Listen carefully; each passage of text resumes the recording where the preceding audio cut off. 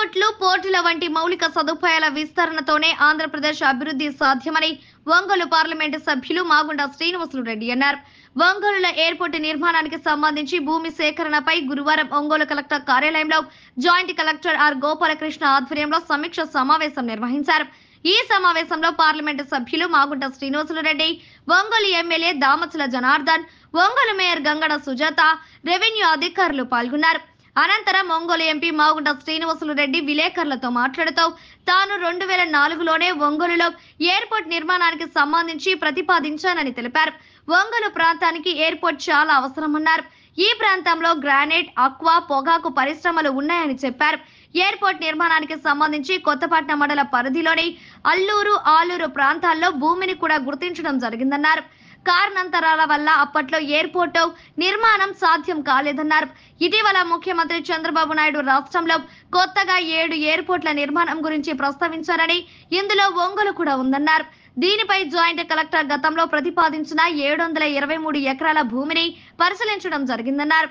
త్వరలోనే దీనికి సంబంధించిన అడ్డంకులను అధిగమించి ఒంగోలు వాసుల ఎయిర్పోర్టు కలను నిజం చేస్తామన్నారు. ఒంగోలు ఎమ్మెల్యే దామచల జనార్దన్ మాట్లాడుతూ ఒంగోలు నగరానికి కేవలం 5 కిలోమీటర్ల దూరంలోనే ఎయిర్పోర్టు నిర్మాణానికి అవసరమైన భూములు ఉన్నాయన్నారు.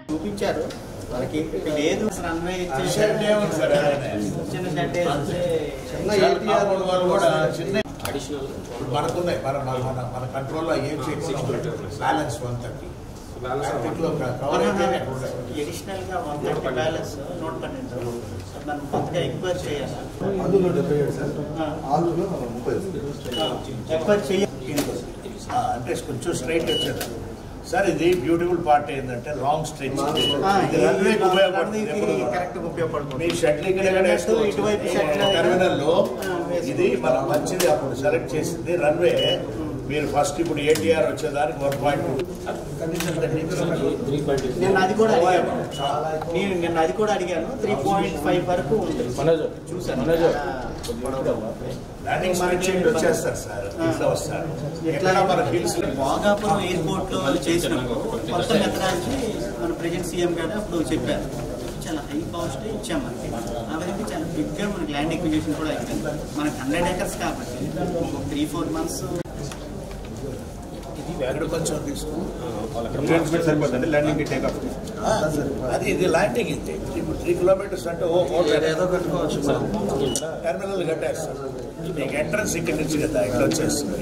కానీ ఈ ప్రాపర్టీ వచ్చేది ఈ రోడ్లో బాబు ఇది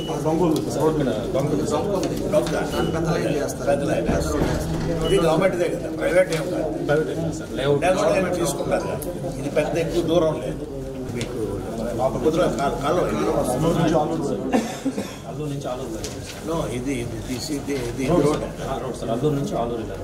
అంటే రోడ్ బ్లాక్ చేసుకోవాలి. మన కాంపౌండ్ వాల్ ఫెన్సింగ్ వాళ్ళ హైయర్ అప్స్ మాట్లాడుకున్నాం. చేసుకున్నాం. ఈ మ్యాప్ కూడా ఒక కాపీ ఇస్తే పెద్ద మ్యాప్, ఇదే పెద్ద మ్యాప్ పట్టుకున్నామని ఇస్తాము. ఈ ఫైల్ కూడా మేము చిన్న ఇది బాగుంది సార్, అది సరిపోతుంది. మీకు ఇది మేము ఇస్తాము. ఇంకా ఆయనకి ఇస్తాను. సో ఆయన కోఆర్డినేట్ చేస్తాం విజయవాడలో. సో అది కూడా number of airports land issues వస్తే జేసీబీతో మాట్లాడుకొని సీఎం లేదా కొత్తపట్నం నుంచి ఇద్దే కింద కూడా మళ్ళీ కందుకూరు అయితే పోలేదు. ఆగ్రపురపాడు మండలం కంబైన్డ్ మన వేటపాలు అన్ని కలిపి 6,000 మూడు జిల్లాలో 6,900. మీరు చెప్పింది కరెక్ట్. ఉమ్మడి జిల్లాలో ఓల్డ్ పాత. ఇప్పుడు జిల్లాలో మనకి 2,000 సీఎం గారు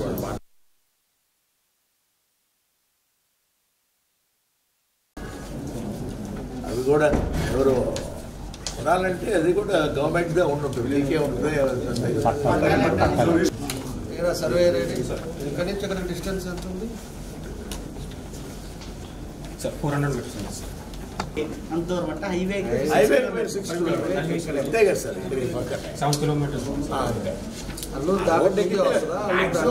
అండర్ గ్రౌండ్ డ్రైనేజ్ సిస్టము ఖచ్చితంగా తొందరలోనే అది కూడా డిపిఆర్ రెడీ చేస్తున్నాం. దాన్ని కూడా అండర్గ్రౌండ్ డ్రైనేజ్ సిస్టమ్ చేస్తారు.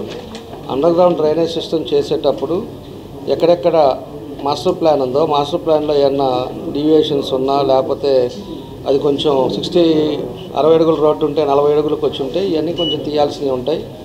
అదేవిధంగా రోడ్లన్నీ కూడా పెద్దవి మనం చేస్తూ పోతూ ఉంటే ఇక్కడికి వచ్చే లోపలికి బల్లోళ్ళు వీళ్ళందరూ ఏమో ఒకరోజు 5 మీటర్ల రోడ్డు మీదకి వచ్చేస్తూ ఉన్నారు. ఈ బోండాలలో లేకపోతే బజ్జీలలో ఇడ్లీలలో వీళ్ళంతా కూడా రోడ్డు ఆక్యుపై చేస్తున్నారు. ఇది కొంచెం డిసిప్లైన్గా చేసుకొని ఒకసారి కమిషనర్ కూడా కూర్చొని మేము మాట్లాడి ఒక ఫుడ్ స్ట్రీట్ కూడా ఒకటి పెట్టేస్తాం. అన్నీ అక్కడ ఉండేటట్టుగా ఎవరు ఏది తినాలన్నా కూడా అక్కడ పోయి తినే విధంగా పార్కింగ్ ఉండేటట్టుగా ఎక్కడ ఇబ్బంది రాకుండా రోడ్ల మీద ఏడబడితే ఆడ బళ్ళు ఆపడం ఇవన్నీ కూడా లేకుండా దానికి ఒక పద్ధతి కూడా తొందరలోనే తీసుకొస్తాం.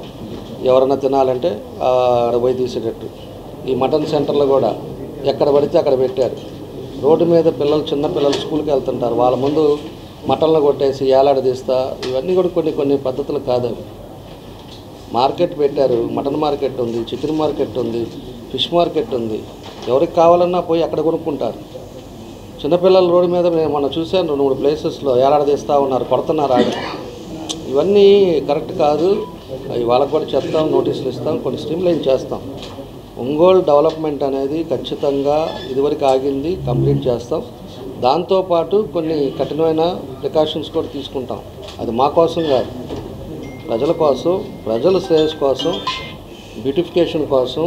ఎవరన్నా కొత్త వాళ్ళు వచ్చినా కూడా దానికి ఉండే విధంగా ఇవన్నీ కూడా చేస్తాం.